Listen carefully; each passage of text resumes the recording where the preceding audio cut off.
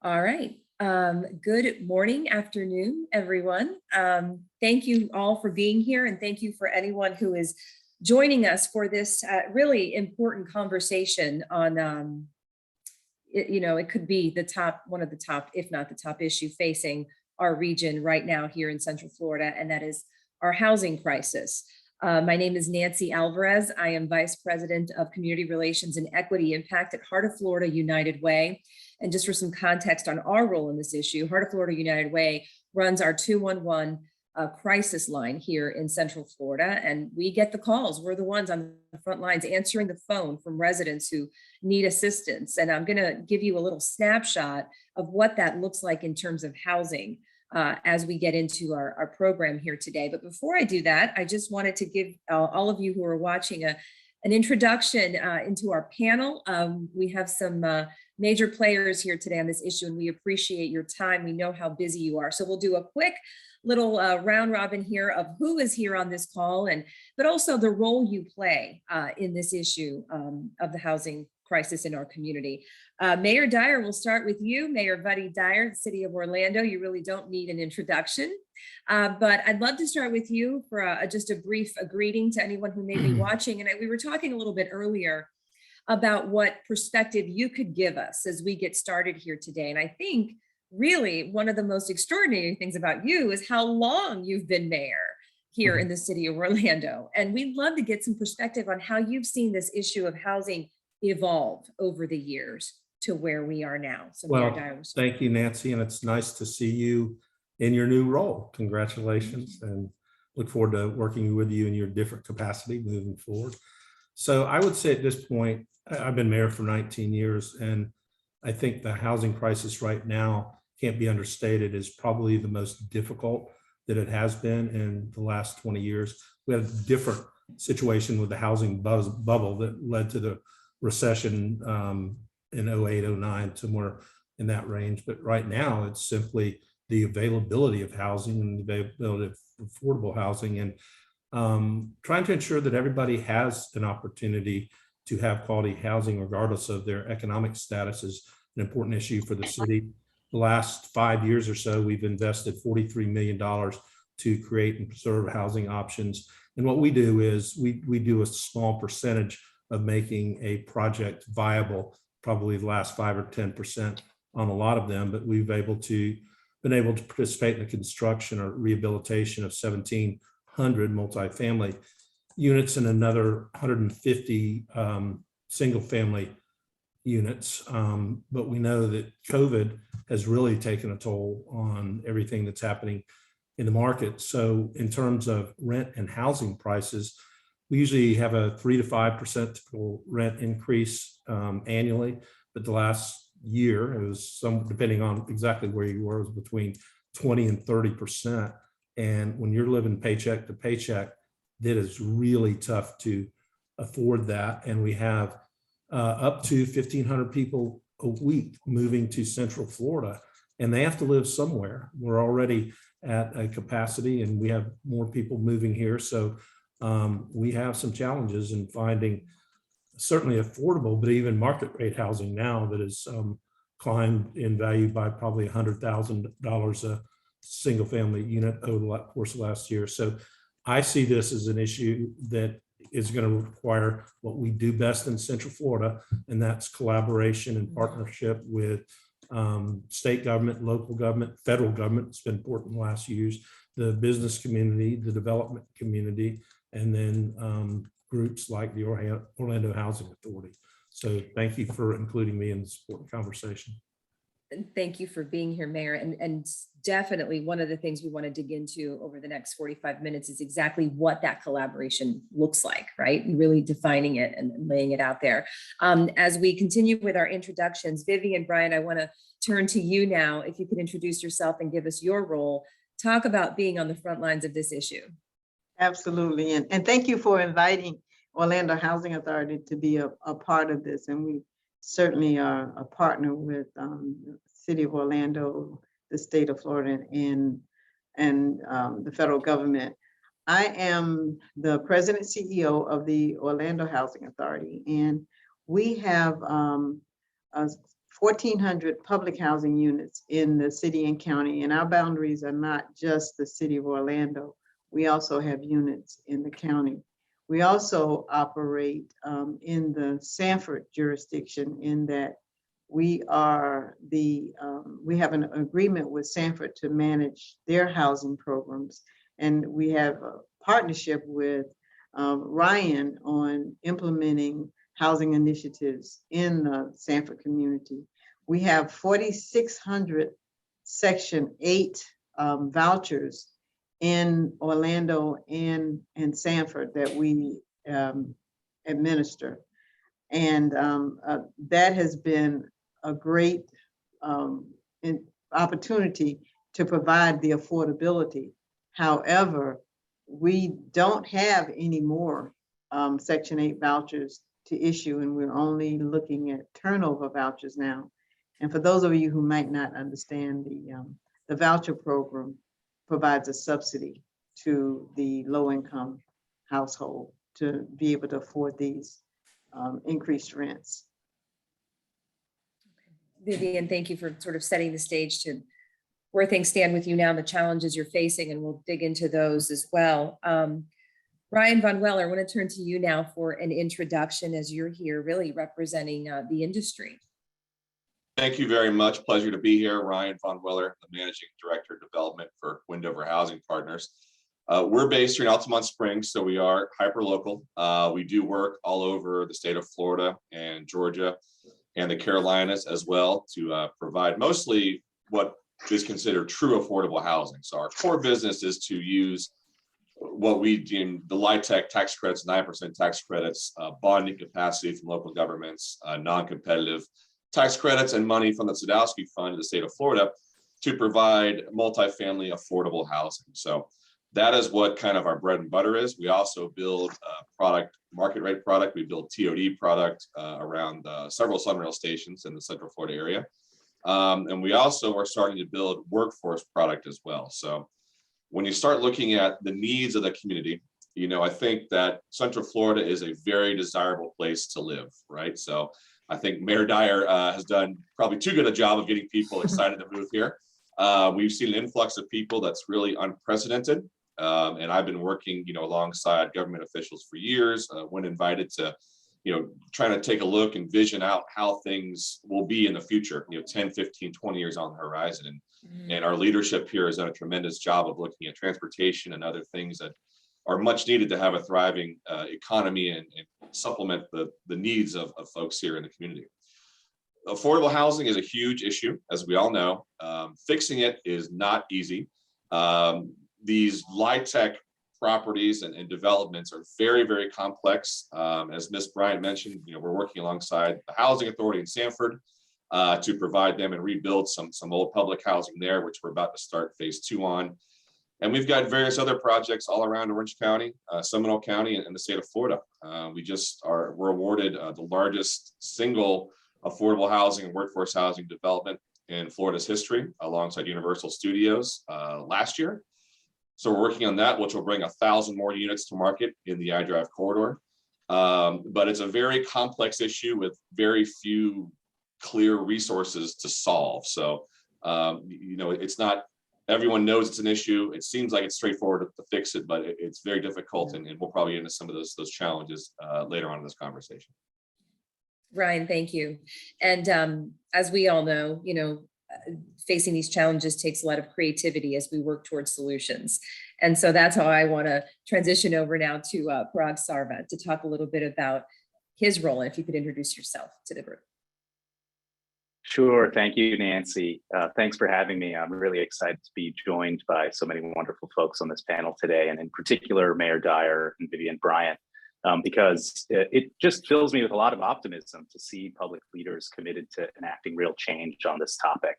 The housing crisis, the housing accessibility challenge, the housing affordability challenge, whatever you want to call it, is very, very real, and it's only getting more difficult over the next decade or 2 decades. As Nancy said, I'm Paraag Sarva, and I'm CEO and co-founder of Rhino. And in 2017, we pioneered a new category of insurance called security deposit insurance. And that insurance replaces the need for renters to pay large cash deposits at move-in. And instead, it gives them the option to buy affordable insurance. So what does that really mean? Let's say it's a $1,000 a month rental home, which requires a standard $1,000 cash deposit. Today, a renter can instead buy Rhino's deposit insurance for as little as $5 or $6 a month, instead of really plopping down what is oftentimes their life savings. So our security deposit insurance product is now available in nearly 2 million homes nationwide. And we've really saved renters an incredible amount of money, which is approaching $1 billion in move-in costs. And so I'm really excited to be here and excited by the enthusiasm, just commitment that folks are making to this issue now more so than I've ever seen in the last 5 or 6 years. Thank you, Paraag. As we get the conversation going, I'd like to share just a quick snapshot, for you guys. This is my, small contribution to the conversation. Our 211 line at Heart of Florida United Way is there for our community in a million different ways. You can call and find out about childcare options. You can call and find out about resources for employment. You can call and find out about anything you can think of. If you have a question, we can help answer it or connect you to the right resources in our community. And between January and May of this year, almost 40% of those phone calls that came into 211 were related to housing. And of the 40%, almost 41% of those were about shelter. And so those are families that are already past, the need for rental assistance and already past the need for this or that. These are perhaps families that the solution was to move in with another family member, and now that's not working. And so here we are now needing shelter. So I want to repeat that between January and May of this year, almost 40% of all the calls that we got to our center were about this issue. And I'll tell you, another huge percentage was about mental health. And I just feel a responsibility to share that because I believe, from what I have learned, just as a reporter in this community for a long time, but also through this role at Heart of Florida United Way, there is no doubt that one is related to the other because of the stress so many families are under and so many parents are under to make ends meet, that now calls aren't just about housing. Now it's about mental health, and I'm struggling and I need resources, or heaven forbid, the suicide calls that we get on a daily basis now to 211. So I just believe very strongly in sort of putting that out there, that there is a mental health crisis as well in our community. And there's no doubt that this housing crisis is contributing to it because families are struggling and they're stressed. So looking toward solutions, right? And turning the conversation into sort of, I know that was a little negative to get things started, but I just wanted to kind of contribute that from Heart of Florida United Way, what we're seeing. Mayor Dyer, when we look ahead to how to solve this, I wanted to start with you and ask you this question because you said it, you said the word collaboration.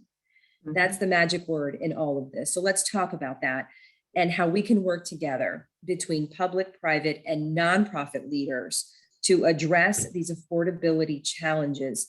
Do you have an example of where it's worked really well, how it's worked that we can just replicate?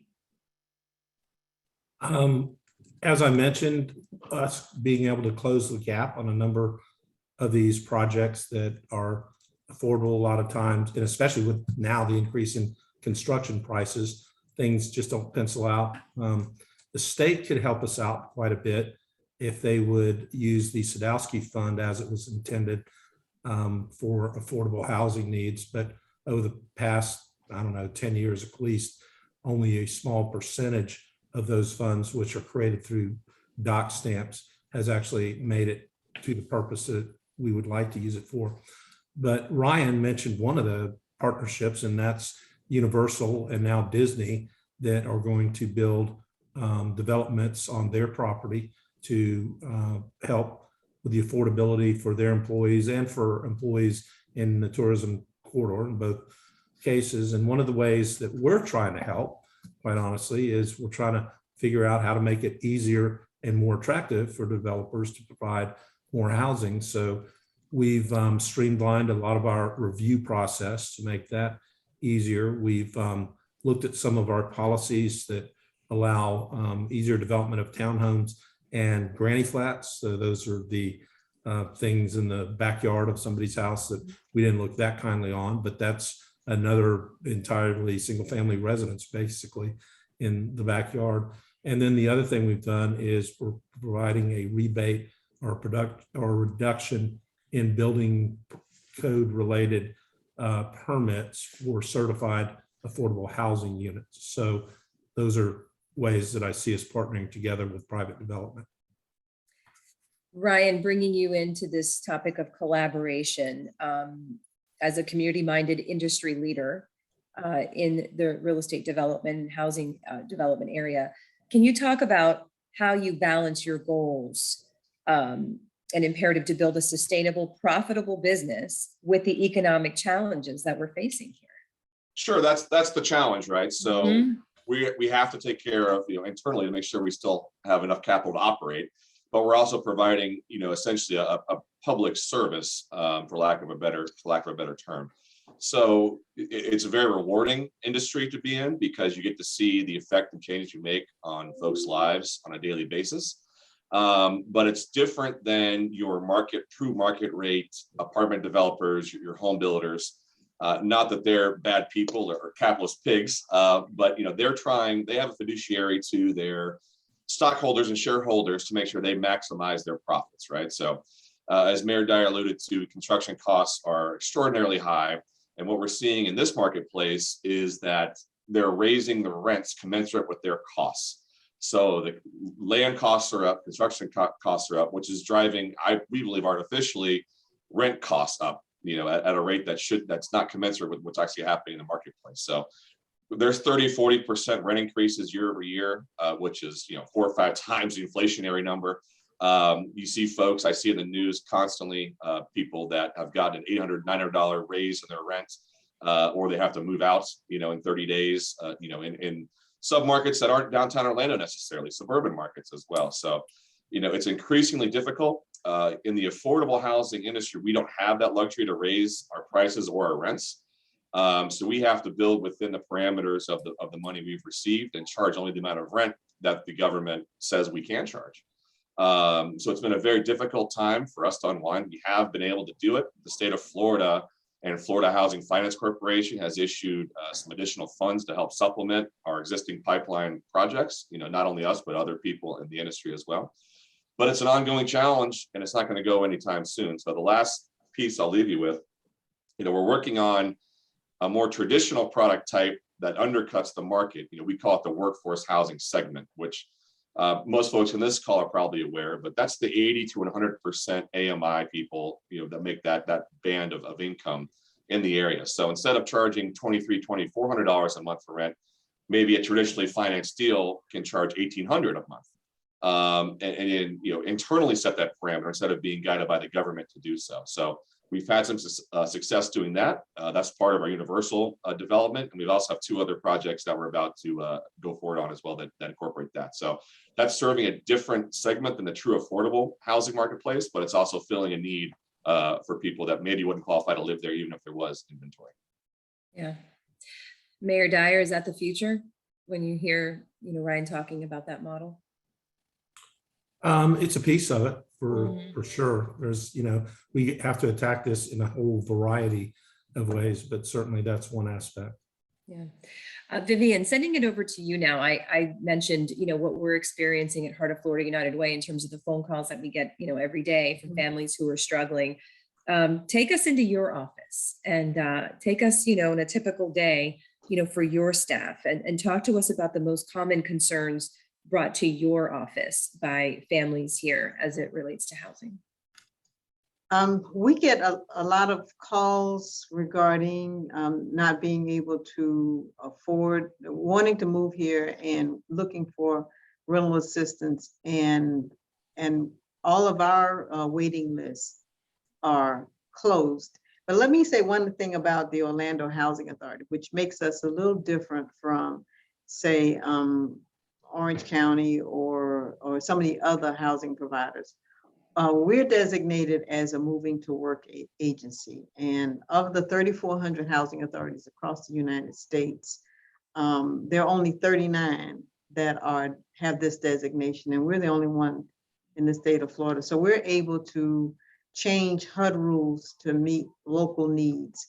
And so one of the things that we've done with the city is, we will, that 10% that the mayor talked about, when there's a new development and he wants to serve homeless, we have been able to provide Section 8 vouchers to those households.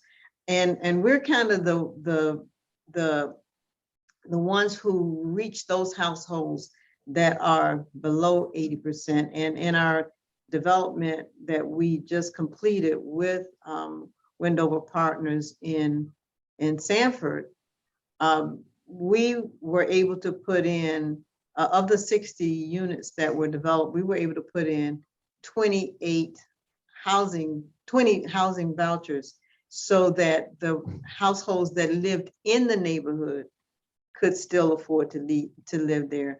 One of the features of the tax credit program is that they don't always reach households that are at 30 and 50% of median. And those are the households that we're trying to support.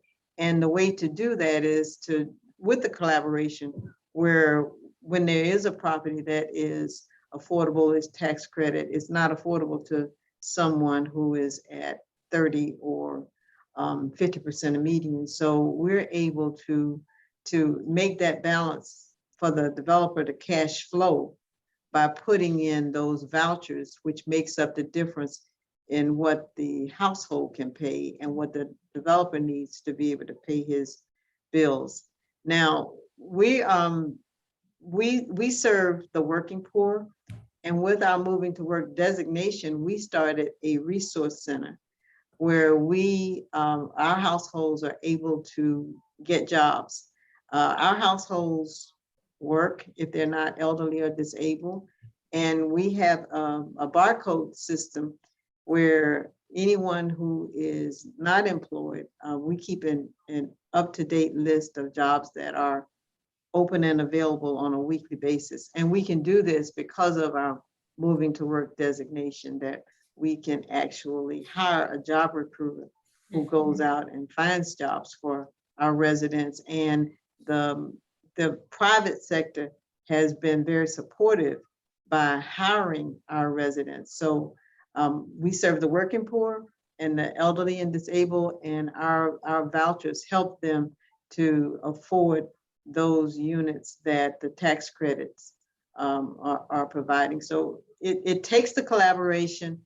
The city has a goal and a role. The private sector has a goal and a role, and then we see what we need to do is to support that population that they can't. The unfortunate part is that we don't have enough vouchers to go around to be able to do this. So, we're targeted toward the initiatives that we have, because we can't be the answer to every development that is going up. So we appreciate having the partnerships and being able to be that gap, because our households will still pay 30% of their income toward housing, even if there is a rent increase. Mhm. And then we pay the remaining part of it, but we just don't have enough assistance. So you talked about, creative solutions, right? That you do day in and day out to kind of get people situated and try to resolve this issue day in and day out, while everyone else looks at the broader picture, right? And the long-term solutions. Paraag Sarva, let's bring you in now to talk a little bit about solutions, right? Help us understand why upfront move-in costs, in particular that cash security deposit, right, that everybody faces, how that plays such a significant role in the broader housing accessibility context. Yeah, that's a great question, Nancy. And I think, the bit that I go back to and would encourage everyone to think deeply about for a second is a statistic or a data point that is 40% of Americans don't have $400 saved for an emergency. And so we're talking about 30% of income going towards housing expenses. We're talking about, just by and large across America, $400 for an emergency of any kind, healthcare, housing, what have you. And at the same time, there's $45 billion sitting in cash security deposit escrow accounts. Nearly $2 billion of that money is just in the state of Florida, actually.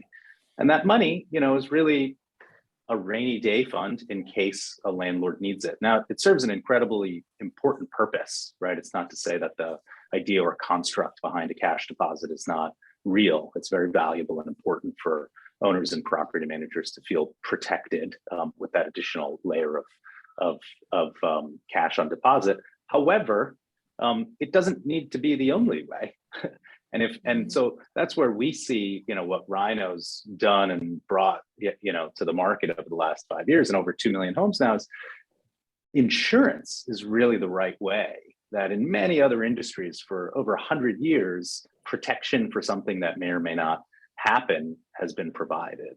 And so I view it as, really a goal or an opportunity to give back $45 billion to renters at a time when they need it most for anything from living expenses to investing, savings, education. There are so many things that I could go on and name. I'm sure we all can relate to and think of in 2022 that we would rather put good money towards. And that's really, kind of the mission behind Rhino and what we're focused on for Florida and, more broadly, the 110 million Americans who are renting in the United States today.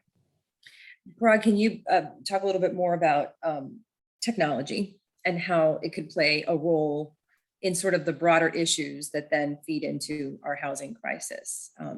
I know that's a big question. There's a lot there, but if you can just kind of give us your thoughts, initial thoughts on it. Yeah, absolutely. I guess I would break it down and to say that I tend to experience it as where the private sector can really step up and innovate and drive change and introduce new ways of thinking because of the technological advancements that we're all experiencing in the world. And this concept around security deposit insurance, real estate is one of the oldest industries in the world, right? And it goes back very, very long time. And there's good reason and good rationale behind the way things have historically been done. And to suddenly say we have a new way to do it takes a whole lot of innovation and deep critical thinking about solving the renter issues when we're thinking about a rental transaction, as well as the landlord and property manager side of the transaction. And so my background, in addition to being a renter for over a decade, is actually from the multifamily industry, is from understanding and seeing firsthand what happens and what's required to be on the property management side of the equation. And I think that's really where I see the opportunity for us to introduce and bring technology to bear is through new solutions that really are fundamentally improving the way transactions are done. And so I think there's a huge opportunity, which is really only in the last 5 or 7 years to think about how insurance and a new insurance concept like this can instantly be purchased, because of what the world offers in 2022 versus say 100 years ago when maybe a cash deposit was, the best way to pay for something. Yeah, interesting. Mayor Dyer, as we listen to Paraag talk about, again, creative solutions, right, in the day in and day out, we have about 15 minutes left, and I want to go around to each of you to really talk about the greatest challenges and opportunities that our region is facing in the months and years ahead as we try to balance this issue with this incredible growth that we're seeing here. So one of the opportunities we had was provided by the federal government in terms of emergency rental assistance. We got money from both the CARES Act and the American Recovery Plan, and we were able to help, I think in the first tranche where we had a little over $8 million, 1,500 families. And then we are on our second tranche where we have 6.8 million. And so far we've helped an additional 500 families. So that's one of the near-term opportunities that the federal government provided to us. One of the things we haven't talked about in the conversation, transportation goes hand in hand with affordability of housing. You usually look at a person's income and you're measuring what percentages goes to housing and what goes to transportation. And the transportation is usually the second largest portion. So the community conversation that we're having behind the 1 cent sales tax, which would dedicate $300 million a year towards transit. So the expansion of links and the expansion of Sunrail be critically important. And I see that as a really big opportunity. And again, the federal government's helped us there with the passage of the bipartisan infrastructure bill. And then we have partners in Brightline and the Right Rail folks on iDrive, which hopefully are going to lead to some pretty big things. And I see that as an opportunity. And then just Mayor, the challenges. I mean, how do you balance this growth? Well, we've been talking about the challenges for the last 30 minutes or so. It's not just making housing affordable. We have to increase the number of units, whether it's single family or multifamily housing, to meet the challenge of expanded growth. We're not wanting to close the door to the people that want to move here and be part of our economy and part of what we've got going on in the greater Orlando area, because I think we are the best place to live in all of America, and people are recognizing that, but it creates this challenge of providing housing for everybody. So Ryan, we'll bring you in, the opportunities and challenges that you see ahead. Sure, thank you. So as I mentioned earlier, Central Florida is a victim of its own success. So we've got a whole lot of people that want to move here. We've got no state income tax. You've got great weather. We have everything going for us. So in terms of the product that we produce and the marketplace here for just apartments and workforce affordable and market rate in general over the long term, it's all going to be great. I wouldn't be anywhere else in the United States at this point. You know, we do market studies and look around and see what's happening in other markets. And I think what's happening here, although we've got some real concerns in the short term, the long term, we've got a sustainable business model to keep growing, both as a community and as a developer of affordable and workforce market rate housing as well. So the challenges are when you grow this quickly, which we've been planning for, and folks a lot smarter than me have been planning for some time, you've got to grow your infrastructure alongside of your population growth. So as Mayor Dyer mentioned, you know, we've worked with Sunrail. We know that the 1 cent tax is critically important, not only for Sunrail and for links, but just for the future of transportation in the region as well.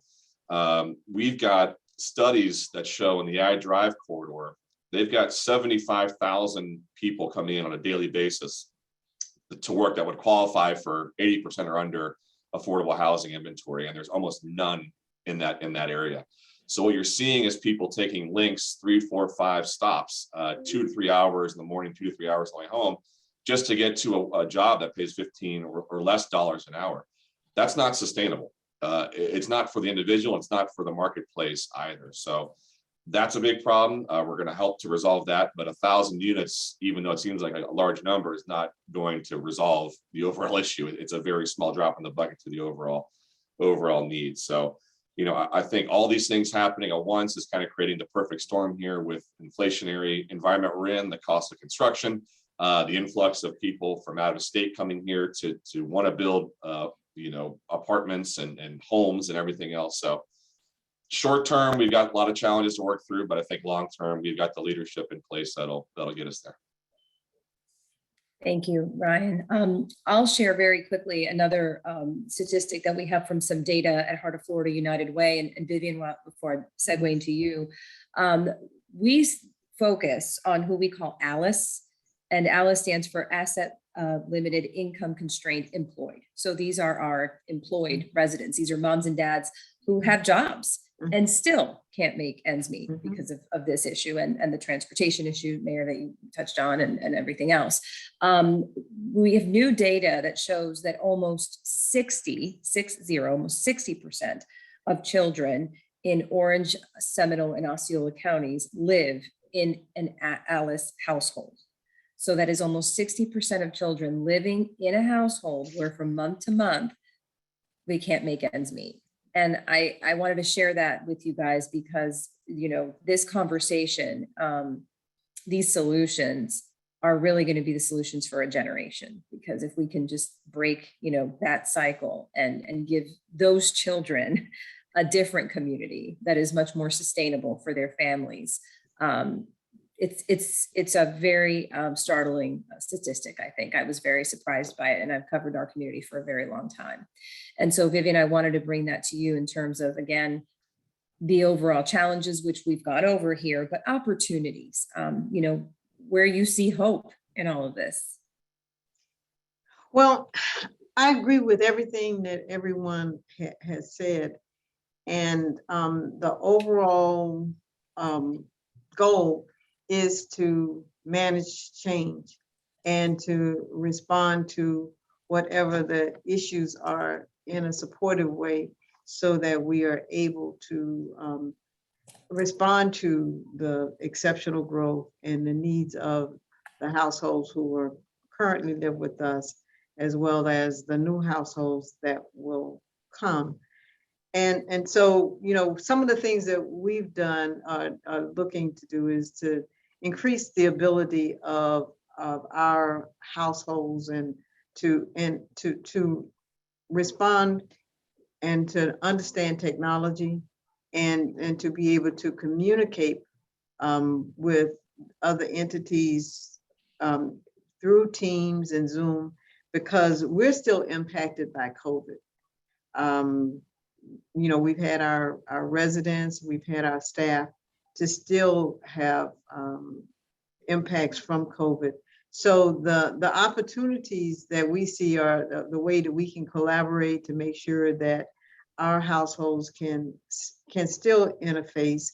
And we do serve the working poor. And we agree that the households that are working still are poor and can't afford the rents. So the ability to create jobs and jobs that pay well enough to meet up with the rent increases are needed. Some kind of risk mitigation fund, and when I think about that, it's so that when a landlord or a developer does have some units, and maybe there are some households who have bad behavior, that those developers don't have to eat that cost, that there is some way to ensure that they are able to still serve the population, even though we have a few bad actors, because I think that does leave a bad taste in the mouth of the developers, that here we've served the lower income population, and now we have some actual losses because of doing that. And then, moving forward, we won't serve that population anymore. And that's something, a problem that we're having with working with emergency housing voucher program, which is for homeless, that many developers don't want, even though we're providing the vouchers, they don't want to serve that population. And I believe it's having some kind of risk mitigation to make sure that the developers are still able to have their income and pay their bills while serving that population. So I see the opportunities in being able to serve that population. Also, one of the things you talked about is daycare. And a lot of our households need nighttime daycare, because if they want to work at Disney or some of the other attractions, a lot of that work is done at night. And what do they do with their children? So we've established 2 daycare centers, one on the east side of town, one on the west side of town, for our households that will provide nighttime daycare, so that these households can go and work at Disney. And then there's also the transportation issue with, if I work at Disney and I get off at 3 a.m., how do I get home? So those are some solutions that we can look forward to help the households be able to access these jobs that are non-traditional at non-traditional hours. And so those are some solutions that we should pursue. They have worked. Yeah, like I said, we have the nighttime daycare, but we need more where the households who work can feel comfortable with leaving their children someplace and having that assistance, that comfort that I can go to work and my children are taken care of. Yeah, that's an invaluable service. We only have about 5 minutes left, but Paraag and Ryan, I want to close out with you still on this topic of opportunity, because you have Mayor Dyer here, right? It's not every day you get to just sit around with the mayor and talk about this issue. So I'll ask each of you before we close out, what is one thing you would love to see from government to make it most efficient, easy for you as private sector leaders to bring value to communities when it comes to this issue? So Mayor, this is your cue to take notes. Paraag, we'll start with you. Yeah, sure. I'm happy to give you my pitch, Mayor Dyer. I think really it's a willingness to do things different and like a true openness to change. And that's where we've seen the most positive action and really movement nationally is through working with mayors and other elected officials who really understand that when you sort of fast forward 10 years or 20 years, what will renting look like? What will the world look like for someone who's looking to find a place for their family that's close enough to work and checks all of the other boxes that are important for them? Is that going to be the way the world looks today and the way that rental transaction looks today? Or is it going to be the way it looked 10 years ago? Or is it going to be something different? And if you believe that it's going to be something different, just the same way every other industry has changed dramatically in the last 25 years, then I think an openness to opportunities that really are about envisioning and moving towards that type of future together and creating one that's better and stronger for each and every individual is a real tall ask. But I think one that with participation and collaboration from everyone at all levels is like the only real way to actually make enough progress, because it's such a big topic. And it ties a little bit to what we were talking about previously, Nancy, that, what is the opportunity? It's going to be solved through 1,001 different micro opportunities all coming together to impact enough change to move the needle. Ryan, take it from there. Sure. So the mayor obviously is aware of most of the things I'm going to say here, but one of the main things that helps us get a project moving is a reduction in impact fees or elimination of impact fees. And the city of Orlando and Orange County have already enacted a lot of those practices for affordable housing development, right? So for things that are going to be certified affordable, if you can avoid paying a large school impact fee or transportation impact fee, that really helps the bottom line. Because remember, we're dealing with a finite bucket of resources to get construction underway. So those dollars help us build the actual product type, especially in today's environment. They're somewhat fungible in terms of our capital stack. So any kind of trust fund, Orange County's got a trust fund that Orlando participates in and helps with as well, which supplements affordable housing development, which is an annualized allocation that they award competitively from the county that kind of supplements awards from the state or standalone developments as well. So all those things are a big help to our efforts to get these projects in the ground quicker. Expedited permitting, expedited rezoning, adaptive reuse. We're starting to see projects on old shopping centers. We've done a couple ourselves now.